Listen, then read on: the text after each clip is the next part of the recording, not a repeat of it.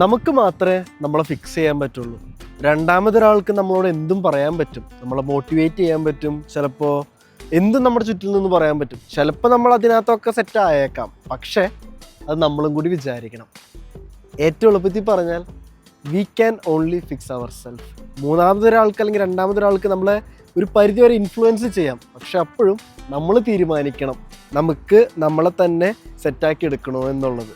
ഇപ്പോൾ ഡിപ്രഷൻ ആവട്ടെ, അല്ലെങ്കിൽ ഇപ്പോൾ ആകെ മൊത്തം ഡീമോട്ടിവേറ്റഡ് ആയിട്ടൊരു വൃത്തികെട്ടൊരു സിറ്റുവേഷനിലാവട്ടെ, എന്ത് മോശം അവസ്ഥയിലാവട്ടെ, നിങ്ങൾക്ക് നിങ്ങളെ ഫിക്സ് ചെയ്യാൻ പറ്റും എന്നുള്ളൊരു ഉറച്ച കോൺഫിഡൻസ് ഉണ്ടെങ്കിൽ കാര്യങ്ങൾ നടക്കും. കാരണം അതങ്ങനെയാണ്.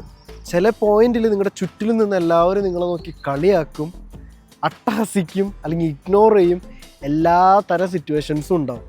പക്ഷേ നിങ്ങൾക്കിപ്പോൾ നിങ്ങളുടെ അവിടെ എന്തെങ്കിലും ഡൗൺഫോൾ ഉണ്ടോ, അല്ലെങ്കിൽ നിങ്ങൾക്കൊരു പ്രശ്നമില്ലേ, നിങ്ങൾ അടുത്ത ആക്ഷൻ നിങ്ങളുടെ എങ്ങനെ വേണം എന്നുള്ള ഒരു സംഭവം നിങ്ങൾക്ക് ഒന്നല്ലേ സെറ്റ് ചെയ്തെടുക്കാം, അല്ലെങ്കിൽ എന്തെങ്കിലും ഒരു പ്രശ്നം ഉണ്ടെങ്കിൽ അത് നിങ്ങളിൽ ഫിക്സ് ചെയ്തെടുക്കാം. എന്നിട്ട് മൂവ് ഫോർവേഡ്. സിമ്പിളാണ്, കാര്യങ്ങൾ സെറ്റാവും.